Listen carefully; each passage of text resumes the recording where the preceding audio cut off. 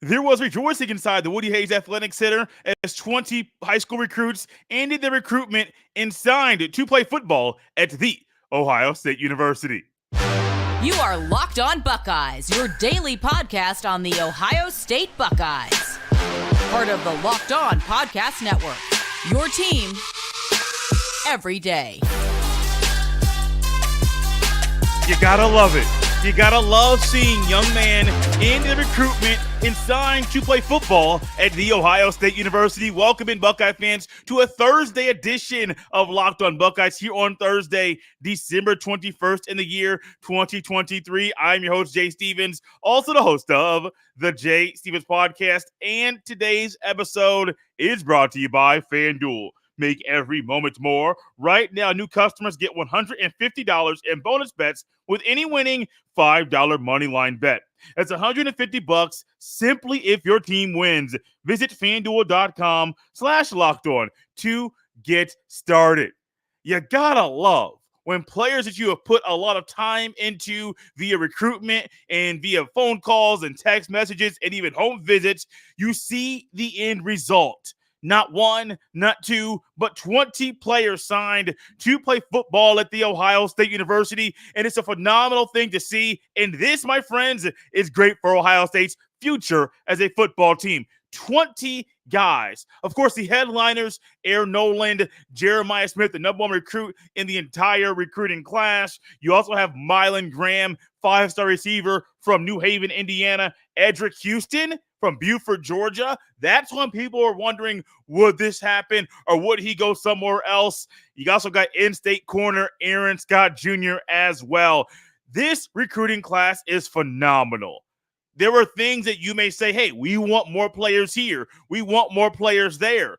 But based on something that's currently going on in the roster, as far as who has announced that they're going to the NFL, players that have hit the transfer portal, I don't think there's a complaint about the 20 players that signed with Ohio State right now.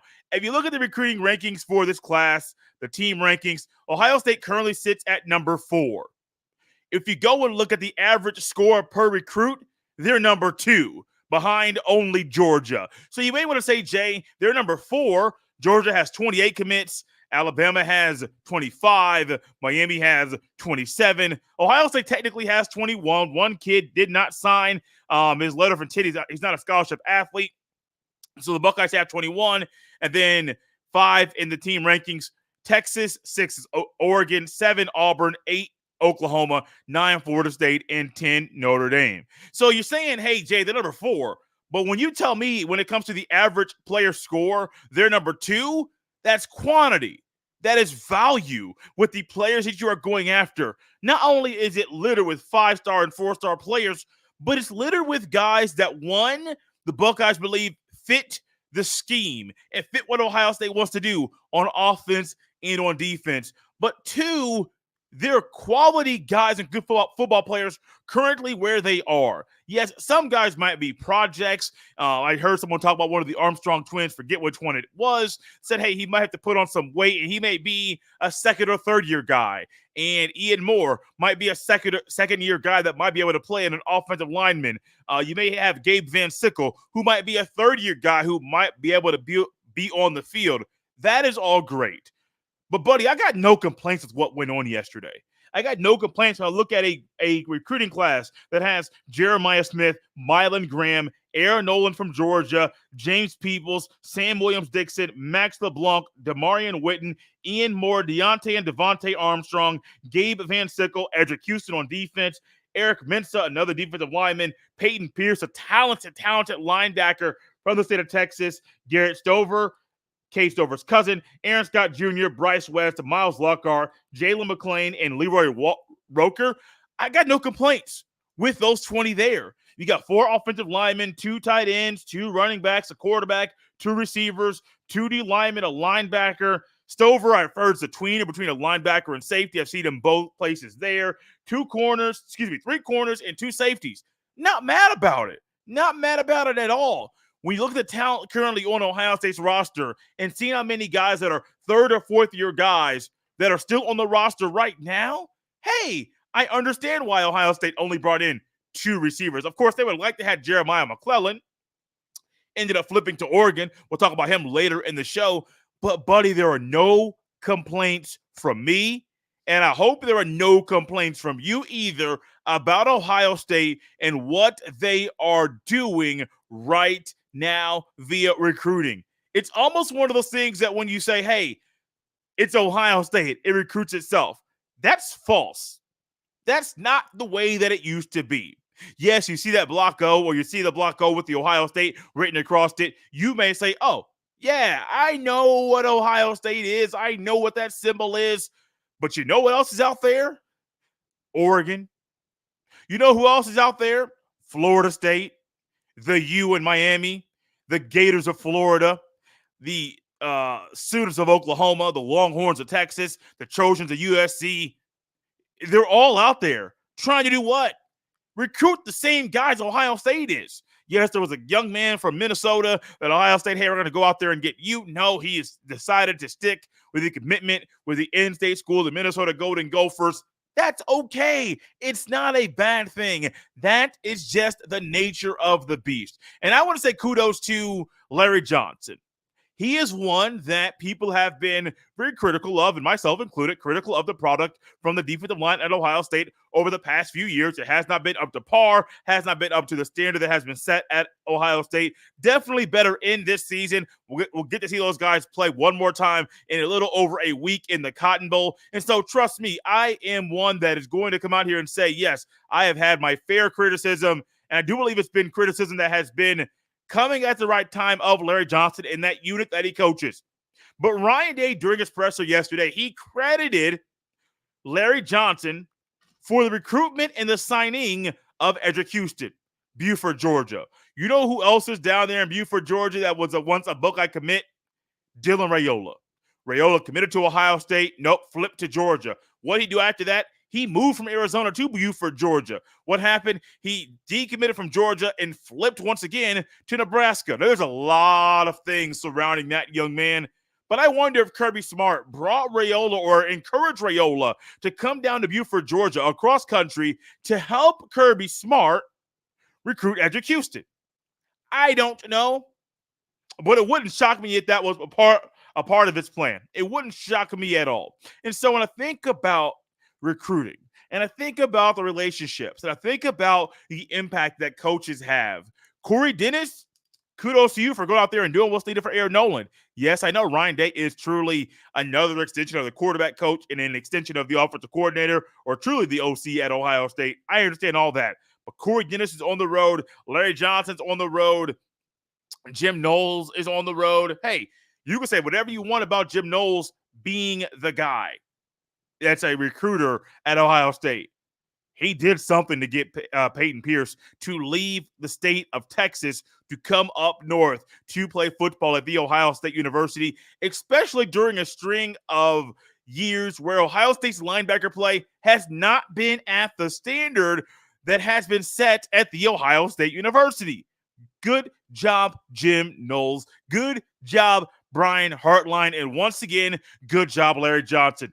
I am excited and happy and even satisfied with the recruiting class that Ryan Day and the other coaches compiled and put together during this recruiting cycle. Now, there's one guy that I mentioned in Jeremiah McClellan that Ohio State would have definitely loved to join and have him added to this exclusive group. But Oregon flipped him and got the commit in the signing of Jeremiah McClellan. What will be the impact of that? We'll dive into that next on Locked On Buckeyes. This episode is brought to you by our friends at LinkedIn Jobs. When you're hiring for your small business, you want to have as many top-tier candidates as possible to interview. That's why you have to check out LinkedIn Jobs. LinkedIn Jobs has the tools to help find the right professionals for your team faster and for free. LinkedIn isn't just another job board. LinkedIn has a vast network of more than 1 billion professionals, which makes it the best place to hire. Hiring is easy when you have that many quality candidates. So easy, in fact, that 86% of small businesses get a qualified candidate within 24 hours. LinkedIn knows that small businesses are wearing so many hats and might not have the time or resources to hire. Post your job for free at linkedin.com/lockedoncollege. That's linkedin.com/lockedoncollege to post your job for free. Terms and conditions apply. Thank you for making Locked On Buckeyes your first listen or first watch on every single day. Locked On has launched the first ever national sports 24/7 streaming channel on YouTube. Locked On Sports Today is here for you 24/7, covering the top sports stories of the day with the local experts of Locked On, plus our national shows covering every league. Go to Locked On Sports Today on YouTube and subscribe to the first ever national sports 24/7 streaming channel, found only at the Locked On Podcast Network, your team every day. I am like you. I would love to compile all the talent in Columbus, all the best talent, all the best players, put them in Columbus, put them inside the Woody Hayes Athletic Center, get developed by Ohio State coaches, and then do their thing in the shoe. I would love that. I would love for there to be Aaron Noland throwing the ball to Mylan Graham and Jeremiah Smith and even Jeremiah McClellan and also Carnell Tate and Brandon Ennis and Noah Rogers, Bryson Rogers. There's so many talented guys that are at Ohio State currently, and I would love to have more guys a part of this recruiting class that are at the elite level. I'm not going to sugarcoat it. I would love it. But unfortunately, that's not the way things always work. Ohio State have been going after, and even yesterday's show, I said, hey, ABC always be closing because nothing is closed until that pen is put the paper and that young man puts his name on that line and officially ends his commitment. Well, Ohio State wanted the services of Jeremiah McClellan, a really talented wide receiver. Didn't happen. And in the big picture, somebody say, oh, it's a big deal. It's horrible. It's not really the end of the world. It's not a bad thing. It's not horrible. I'm not sitting here trying to I got pins here. I got this pin. This pin, I got this pin. I mean, I always carry a pin around with me, and then my wife and I both work at the same desk, and so there are pins around here. There's pins in the drawer. I could throw a pin and still have another one to write down with. I could throw things, not throwing the cellular device, but I could throw that too. There are a lot of things I could do and just show frustration and say, oh, man, dang it, they didn't get the guy we wanted. I could do it. Not going to. I'm sure some of y'all watching right now, maybe even listening right now to the audio portion of the podcast, y'all sitting here like, man, Jay, I want you to go on the ramp, buddy. I want you to do your thing. I want you to be somebody to show exactly how you feel about this and voice your frustration in only a way that you can. It's not going to happen. What is going to happen is this. As I think about Jeremiah McClellan being flipped by Oregon, there's one thing in my mind. Thinking about the talent at Ohio State and realizing Ohio State has two receivers, 5-star receivers in this recruiting class right now. And even if you pull the stars away from their name, when you watch the film, you realize Mylan Graham and Jeremiah Smith can play. They are dogs in a football field. I also think about the 4 guys that were on the recruiting class last season. So the class before and this class now, what do you have? You have 6 guys that are phenomenal receivers. I mean, borderline, definitely elite in high school. Not sure if they'll be elite in college, but my gut says there's a good chance all 6 will be elite in college. One of them, Carnell Tate. Well, I think Carnell Tate and Brandon Ennis could easily see a lot of playing time next year, if not start one of them, or if Abuka leaves just like Fleming does, or if Harrison Jr. leaves and there are 2 open starting spots, I could easily see Ennis and Tate quickly filling those holes. But you got 6 guys between last year's recruiting class and this year's recruiting class at receiver. Adding one more guy would be great. But amongst the 6, 1 might transfer. If you have 7, 2 might transfer. And so it's not really a big deal. I see something. I said it yesterday. I'm going to say it again. A lot of y'all say trust your recruiting. That can be a benefit. That could be the downfall of a football team. But in this instance, trust your recruiting. Trust the players that you have brought in. Trust that they are the right guys. Trust that the guys that you have brought in will be developed while in Columbus, and see what happens after that. It's not a bad thing. Like, trust me, he is one of those guys who talked about it and said, hey, I'm not sure if Jeremiah McClellan's going to commit to Ohio State. I am not sure. It didn't happen, and it's not the end of the world. And for the future of Ohio State, as Ohio State still might go after, which I don't really think they want to go after a lot of players, but they might try to add one or two guys in this recruiting class or via the transfer portal. Not so much this recruiting class, but more so guys that are currently in college, that are currently in the portal, that you may want to add depth pieces to. Maybe at defensive tackle, definitely on the defensive line, definitely at running back. I mean, there are guys out there, tight end. Please, if you want to bring another linebacker in, cool. Am I sold on Cody Simon and potentially CJ Hicks being the next starters at a linebacker for Ohio State? No, not really. I mean, Cody Simon, cool. I'm cool with that. He's played a whole lot better from his time in 2021, where it looked like Simon was the worst linebacker that got consistent playing time at Ohio State, to now he is on the field when Still Chambers comes off the field. That is phenomenal growth by this talented young man at linebacker. CJ Hicks, unproven, just like Ohio State's quarterbacks, unproven. Touched on that earlier this week as well. The everydayers definitely grasped and took in all of the stuff about the quarterbacks being unproven at Ohio State. If you want to join the Everydayer Club, definitely check that show out. Not mad about it, man. I am not. And I completely understand. You're going to win some, you're going to lose some. And when I say ABC always be closing, that's like sales 101. And right now in college football, college basketball, anything, it's sales, man. You have to sell not only yourself, sell the program, sell the education, but also sell so many different avenues for the athlete. You have to. Because if you don't, things might not go your way. I talk to college coaches all the time, recording and doing the Cougar Cast for the Kokomo Post Sports. And one of the things I do, I talk to Miss Ohela Akavine, a women's soccer coach at IU Kokomo. And what does she do before a game in the conference tournament? Talked about two players that she signed. And I may have gone a little bit overboard with the pregame conversation, being too lengthy as the team was warming up. But she said, hey, we got to go around. We got a big, long recruiting trip. Went down to a camp of over 300 players. What happened? Talked to 6. What happened? You got some visits and you got a couple to sign. So out of 300, you got 6 that you liked. And all of a sudden, what happened? You got 2. That's huge. But what are you doing? Selling the program.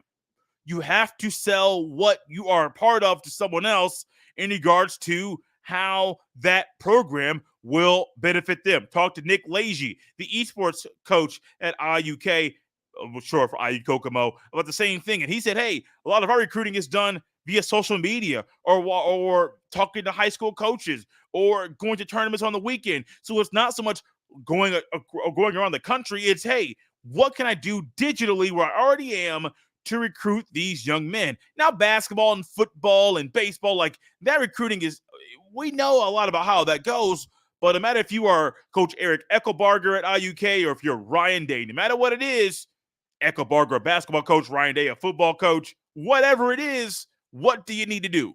Sell the person you're trying to recruit on the program you're coaching, on the university you work for, on the education, but also different details about the program that you believe will directly impact the athlete, that you believe will directly impact them and influence them in their career at Ohio State or at IU Kokomo, just use that for an example, or wherever you are. Losing Jeremiah McClellan, it's not the end of the world. Yes, it's a loss. Yes, it stings for a little bit. But based on the receivers currently at Ohio State in last year's recruiting class and currently in this year's recruiting class, I think the Buckeyes are A-okay at the wide receiver position. Coming up next, we'll look ahead to next year's recruiting class. Some players that are currently there and some holes that I do believe the Buckeyes need to fill when recruiting players in the class of 2025. This episode is brought to you by our friends at FanDuel Sportsbook. As the weather gets colder, the NFL offers stay hot on FanDuel. Right now, new customers get $150 in bonus bets with any winning $5 moneyline bet. It's $150 simply if your team wins. That's an amazing deal. If you've been thinking about joining FanDuel, there's no better time to get in on the action. The app is so easy to use. There's a wide range of betting options, including spreads, player props, over-unders, and more. So visit FanDuel.com/lockedon. Once again, visit FanDuel.com/lockedon and kick off the NFL season. FanDuel, official partner of the NFL.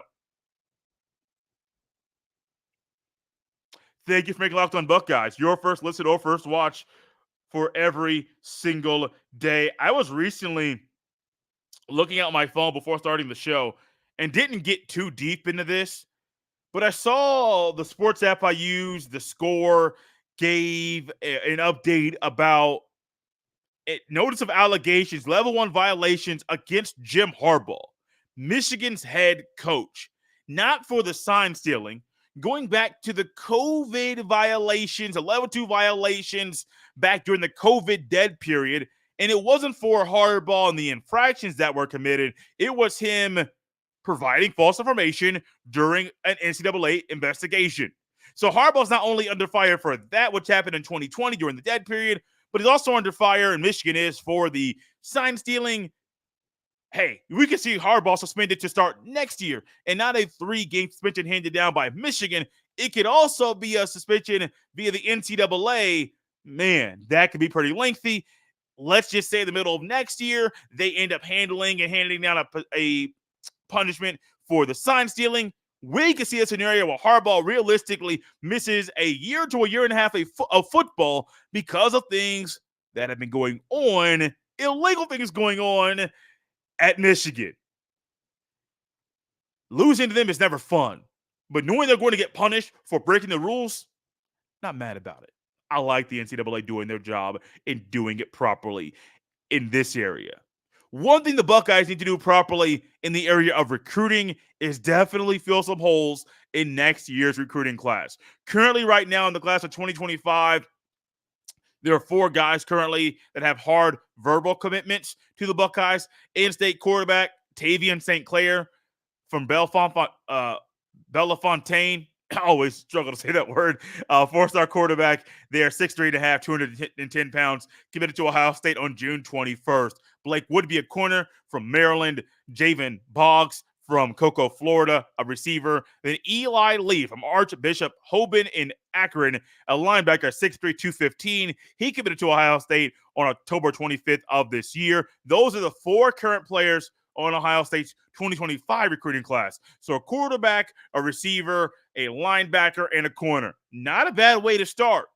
But there are some areas that I do believe Ohio State needs to definitely put some emphasis on in next year's recruiting class. It was an early look. I know we touched a little bit on 2025 players, a little bit during recruiting updates with Brian Smith, but ultimately, there are some things that I personally believe they need to look at. One, it is definitely offensive line, defensive line. Y'all know my philosophy with O-line. Didn't hit it this year, but I'm cool with that. I understand it. When you don't have a lot of guys leave that are older players, I understand why. Only 4 guys is A-okay right now. But you got to try to get 4 to 5 guys on the O-line and get 2 D tackles, 2 D ends in next year's recruiting class. Because realistically, what Ohio State could be looking at next year, your top 4 guys leaving. Let's just say JT leaves. Let's say Sawyer leaves, stays, and then leaves at the next season. So Tuimoloau is gone. Sawyer's gone. Let's say Williams and Hall end up staying. They're gone for after next season as well. That's your whole starting defensive line that you need to replace. Now, you got guys like Kenyatta Jackson Jr. and Caden Curry and others that are there in the fold, but you need to keep replenishing players that are not just leaving, potentially going to be leaving. So 4 defensive linemen, 2 D tackles, 2 defensive ends. I don't care if it's 2 strong side or 2 weak side D ends, or 2 3 techs or 2 1 techs D tackles. But it don't really matter to me. It don't matter to me at all. Just fill the holes. Now, 4 to 5 offensive linemen is a need every year. Every single year. Because literally, you just brought a guy in Vic Cutler via transfer portal, and he left already. So you're going to find that there are going to be guys you bring in that might leave right away. It might not be the scenario for them. That's not a problem. Also, a linebacker, because something tells me there might be more guys hitting the portal at the end of spring practice. And I'm not sitting here saying it's going to be Simon or Hicks or I don't know who. But it wouldn't shock me if 2 more LBs hit the portal at the end of spring practice. In comes more recruiting next year. So next year at the linebacker position, 3 guys. Literally, just bring in 3 guys, 2, at least 2. I really would just say 3. Secondary, 2 corners, 2 safeties. Because you're going to lose guys again. Burke, Hancock, Igwinosin. If Burke stays, all 3 of those guys are gone next year. Absolutely gone. And if I'm Hancock, I wouldn't be mad about playing nickel corner again next year. Do it all year. Show everybody, hey, you don't have to bring in a heavier safety to come and play the nickel safety spot. No, I can do that role, play nickel corner, more like what I'll be playing in the NFL, and do it at a high level. You already got 1 quarterback in next year's class, and Tavian St. Clair. I know it's an in-state quarterback. I know it's an in-state product. That doesn't mean the recruitment is over. You know my rule. We said it yesterday. I'll say it again. ABC, always be closing, because when you least expect it, there could be a decommitment and he could flip to another school. So ABC, always be closing. And if he leaves, he leaves. I mean, Brock Glenn, Florida State's third-string quarterback, was once an Ohio State commit. What happened? Decommitted, flipped to another school. In comes Aaron Noland. Now, Aaron Noland might be the guy that's a better fit for Ohio State's offense overall, which is cool. Not mad about it. But, however, what do we find? You always got to be closing. Never let up. Always keep the pressure on. I'll go back to some of my sales stuff that I talked about yesterday during yesterday's show. There were times when I sold cars that I was a little annoyed with customers. Not going to lie to you. Not every customer is nice. I'm a nice guy. I think y'all like me. I think y'all appreciate the show that we put together here 5 days a week, every Monday through Friday, giving you the coverage on Ohio State you want, your team every day. I think you appreciate that.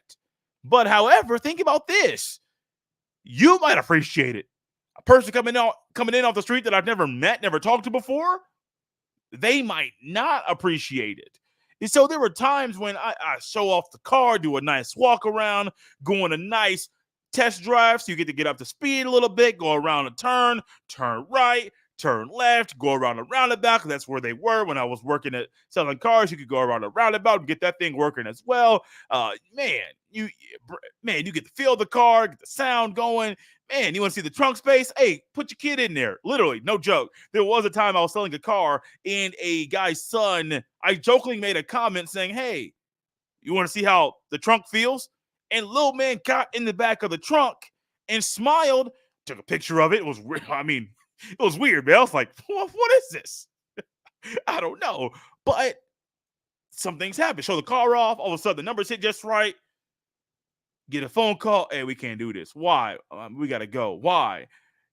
Is it running late, short on time? Well, we can speed this thing up. Oh, no, we got to go. How much time you got? An hour.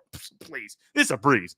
And they're all the time. You're trying to rush. They're trying to rush out and frantically walking around. And you realize, hey, ain't nothing solidified until one, and selling cars, one thing I learned, 1, pen to paper. You sign those documents. 2, take them keys and drive off that lot. That's the reality. And so for recruiting, it's the same thing.